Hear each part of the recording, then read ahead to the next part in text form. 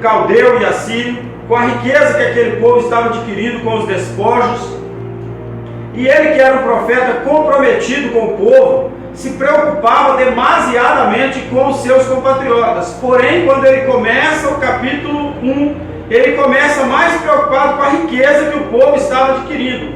Ou seja, a ideia dele, a cabeça dele, a mente dele estava voltada muito mais contra o inimigo do que propriamente com o seu povo. Quando nós ficamos observando mais os outros do que a nós mesmos, nós incorremos o erro de deixar de buscar as nossas próprias bênçãos e as nossas virtudes deixam de ser alcançadas.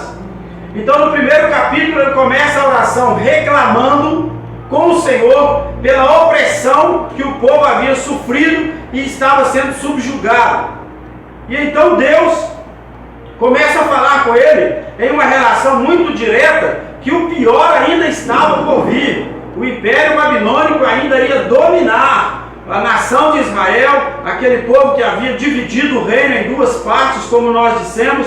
Dividiram-se em reino do norte, reino do sul, uma briga familiar, busca de poder, vontade de querer ser melhor que os outros.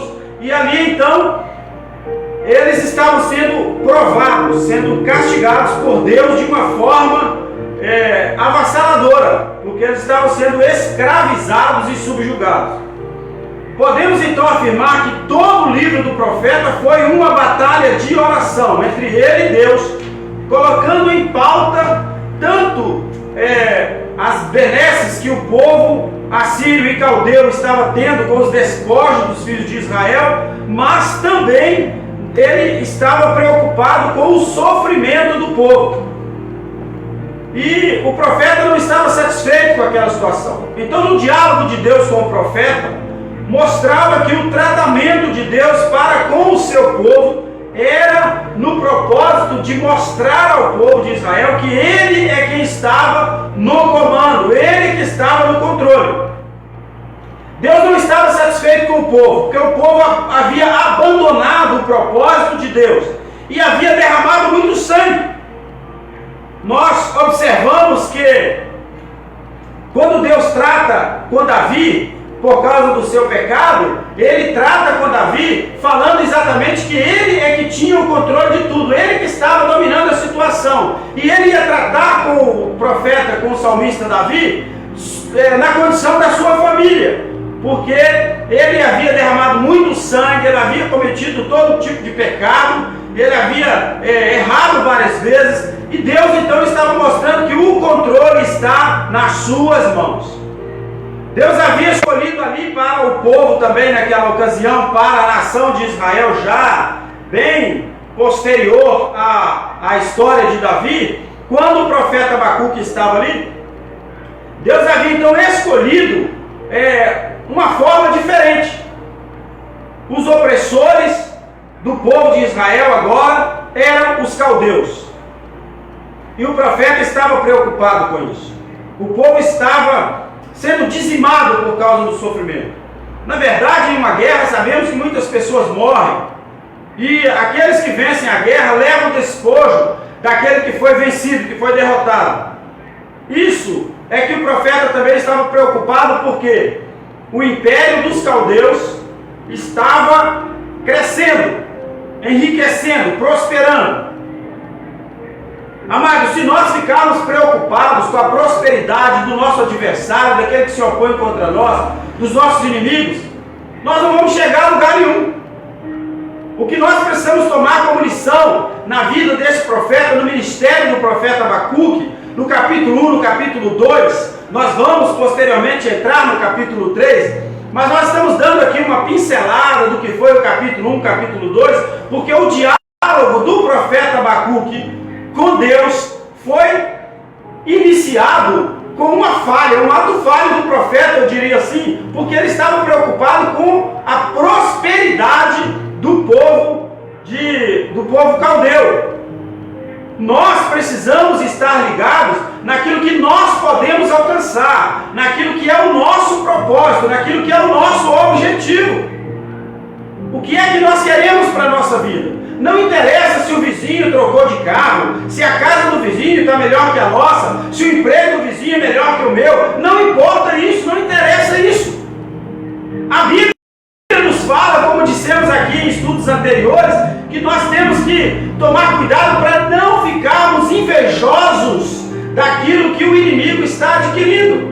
Não tenhais inveja do ímpio com o seu pecado. Nós não precisamos disso. Não interessa se fulano, beltrano ou ciclano conseguiu alguma coisa. Interessa o que é que eu estou buscando para mim. O que é que eu posso alcançar. Então, quando o profeta estava preocupado, enquanto ele estava preocupado apenas com aquilo que o inimigo estava adquirindo, ele encontrou grandes problemas.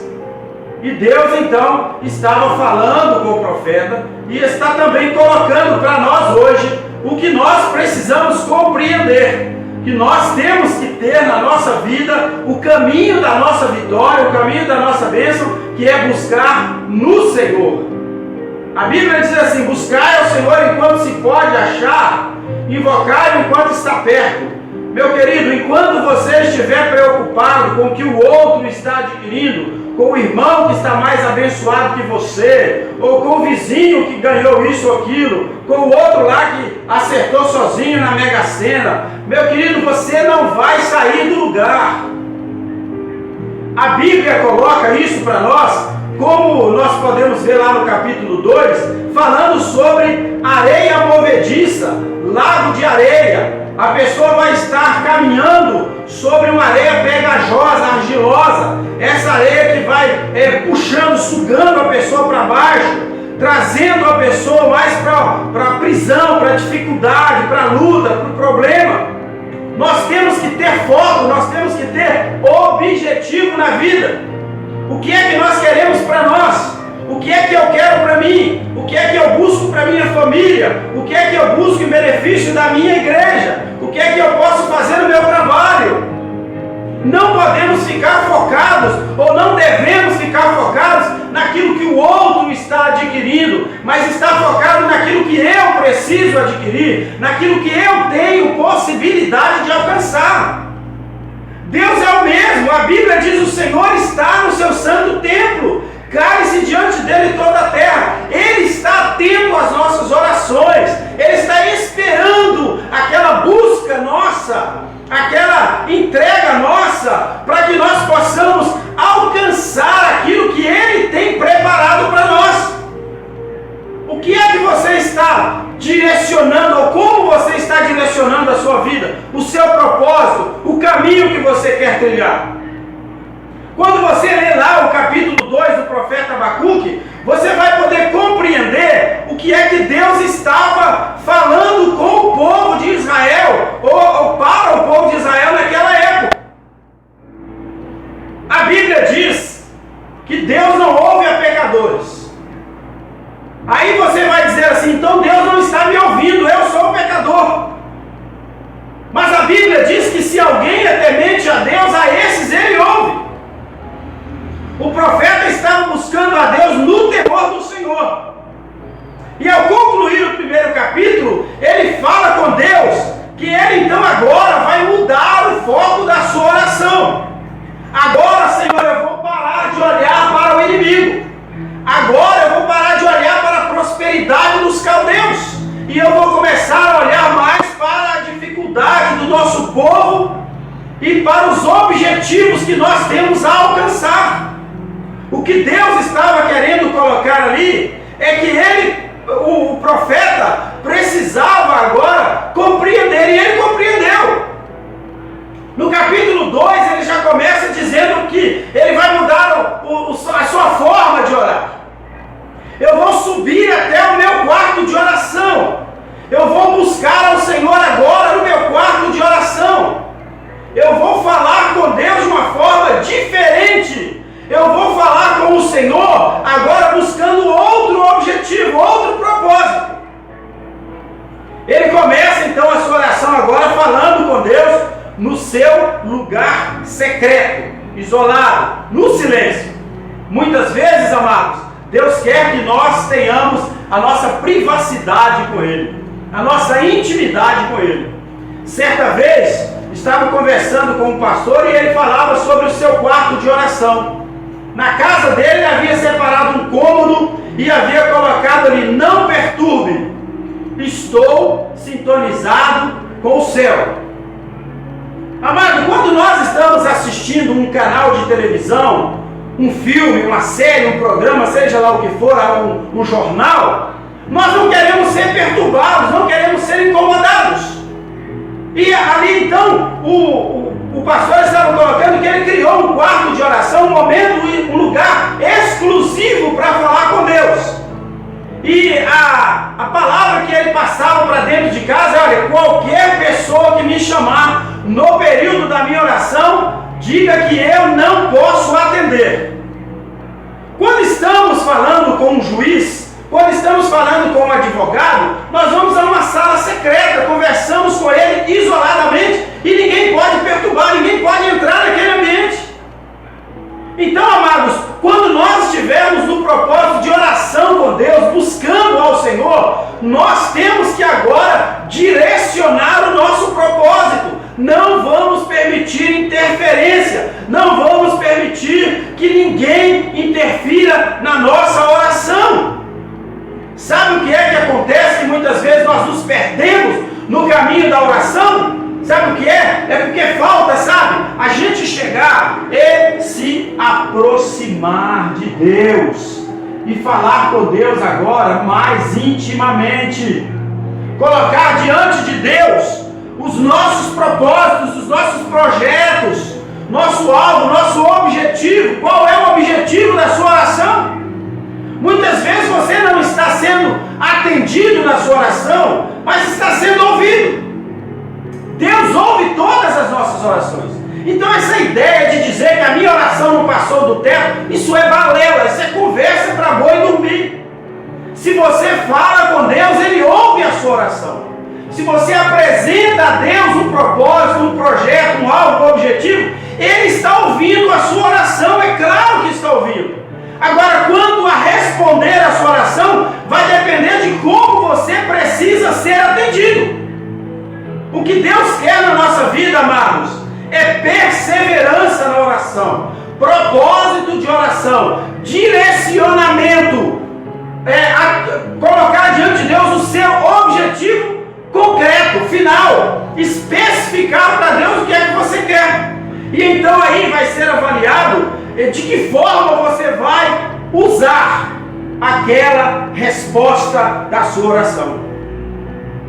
O profeta então afirma para Deus assim: vou subir a minha torre de vigia, vou esperar com atenção o que Deus vai dizer e como vai responder a minha queixa. E o Senhor Deus disse: escreva em tábuas a visão que você vai ter. Escreva com clareza o que vou te mostrar, para que quem passar correndo possa ler com facilidade. E Deus então agora começa a pronunciar ao profeta como será a resposta da sua oração. Deus começa a traçar o tempo. O profeta falava a Deus do passado, quando o povo de Israel havia sido escravizado pelos assírios. Falava com Deus do presente, quando o povo de Israel estava sendo escravizado pelos caldeus. E falava agora Deus ao profeta sobre o futuro, que o povo de Israel ainda seria escravizado pelos babilônicos. A forma de tratamento de Deus conosco, por causa do nosso pecado, não será alterada. O propósito de Deus jamais será desfeito.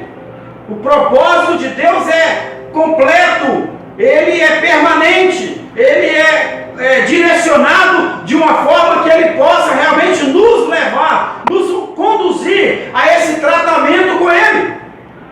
Vamos dizer, amados, que muitas vezes quando nós estamos passando por um momento de provação e quando a luta parece não ter fim e o inimigo parece estar levando vantagem sobre nós, neste momento poderemos dizer que nós estamos na UTI de Deus.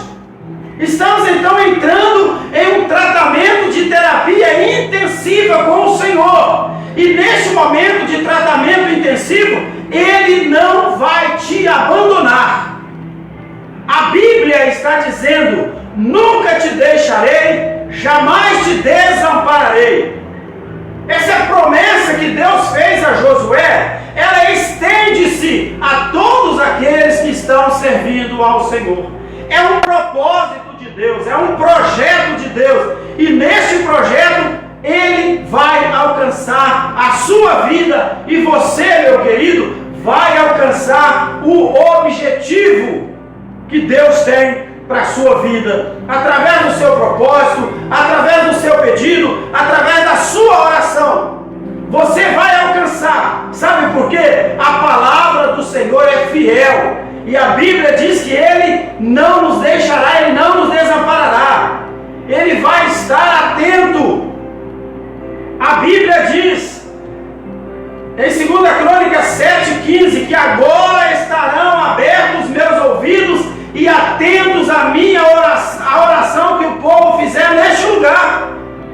Agora Deus vai estar atento e vai atender a sua oração. Estar atento é dar atenção, é parar para ouvir, é dialogar com você, é comunicar, é interagir com você, é passar para você exatamente como Ele quer que seja o seu procedimento e como Ele vai responder a sua oração. É isso que Deus tem para nos falar. Essa é a forma de Deus agir conosco. Esse é o tratamento de Deus conosco. E Ele vai continuar tratando. Nós conhecemos um hino que fala que está doendo, está machucando, mas Deus está agindo. Deus está ouvindo. Deus está respondendo. Deus está trabalhando. Às vezes no silêncio do seu quarto, no momento da sua oração, no momento da sua intimidade com Deus, você vai ter que parar um pouco de reclamar, parar um pouco de murmurar e ouvir a voz do Senhor. Ele vai estar falando com você, Ele vai estar interagindo com você, comunicando com você, respondendo a sua oração. Então, quando nós dizemos que parece que Deus não está nos ouvindo, é como se nós estivéssemos pensando que Ele não está atento à nossa oração, e isso não é verdade, porque Ele está sempre atento à nossa oração. Mas o que nós precisamos tomar como ponto básico para compreendermos é que, além de estar atento à nossa oração, Ele está trabalhando para responder, para fazer palpável a resposta da nossa oração. Então Ele ordenou ao profeta que agora saísse e escrevesse em tábuas grandes, escrevesse em murais. No nosso dia nós poderíamos trazer como outdoor, e ele escrevesse com letras bem grandes, para que até mesmo aquele que passa correndo pudesse ver, pudesse ler, pudesse compreender o que Deus estava dizendo. E o que é que Deus estava dizendo? É que a visão é para o tempo presente, mas também ela viria para o futuro. Essa mesma visão que Deus estava agora passando ao profeta, mostrando ao profeta, Ele estava dizendo também do futuro. Esta visão é para o tempo presente. Deus estava atento à palavra de oração do profeta, mas ela também era para o tempo futuro. No versículo 3 nós vamos ver o que Deus está dizendo: ainda não chegou o tempo para que a visão se cumpra, porém ela se cumprirá sem falta, no tempo certo, e isso vai chegar logo logo. Espere, ainda que pareça demorar, pois a visão virá no momento exato.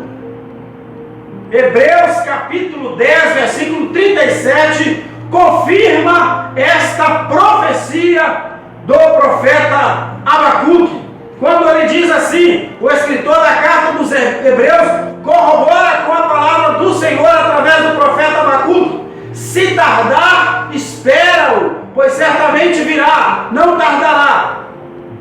Havia uma promessa de livramento para o povo de Israel. Havia uma promessa de livramento de Deus para o povo judeu. E Deus estava então preparando o tempo certo. Deus estava mostrando para o profeta Abacuque que ainda viria uma salvação definitiva. Além daquele livramento que Deus daria, tirando o povo da escravidão dos caldeus, viria uma outra opressão dos babilônicos, mas Deus então agiria de uma forma muito especial, tirando o peso daquele castigo e trazendo definitivamente salvação a todo o povo.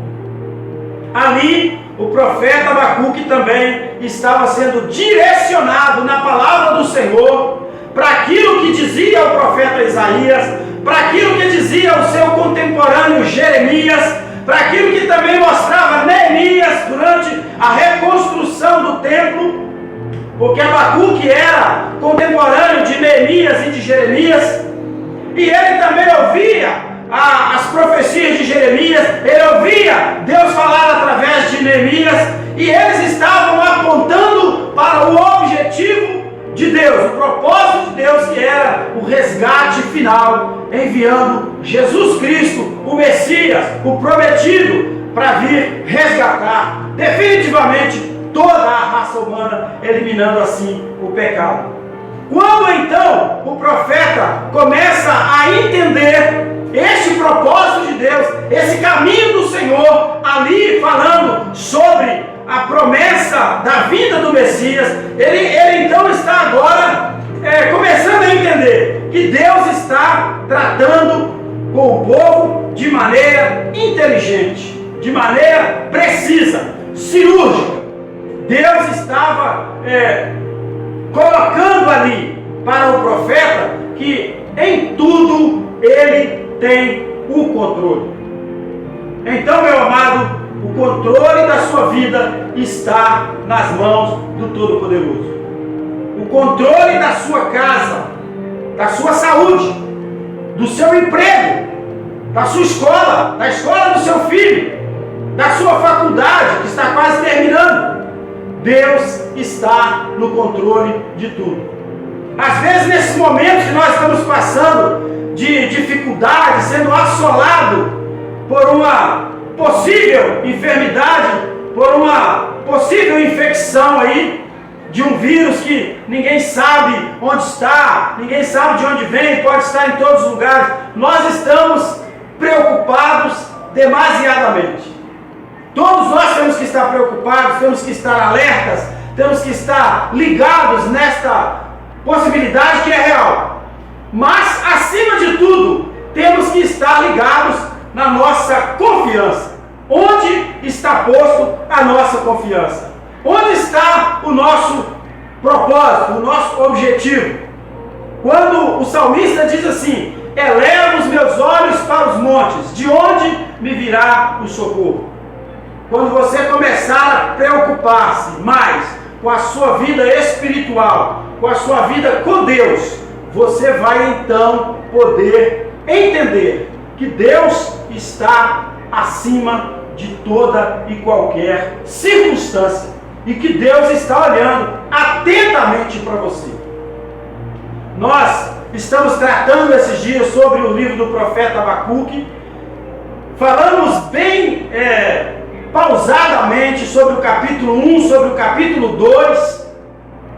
Possivelmente amanhã nós vamos começar a entrar no capítulo 3. E eu posso te dizer uma coisa com certeza: Deus tem uma palavra para o seu coração. E Deus vai continuar falando com você. Você pode voltar lá no capítulo 1, pode pegar lá, ler pausadamente, inteligentemente, analisando ponto a ponto cada versículo. Pode voltar aos nossos vídeos e tentar compreender aquilo que passamos, porque Deus tem palavra para você. E o nosso caminho, o nosso propósito, o nosso objetivo é a palavra de Deus. A Bíblia é sagrada. Ela é o nosso manual de instruções, é o nosso manual de busca, é o nosso manual de orientações para tudo quanto nós temos na nossa vida. Leia a Bíblia.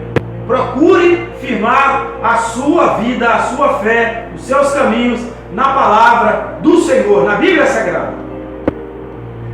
Hoje à noite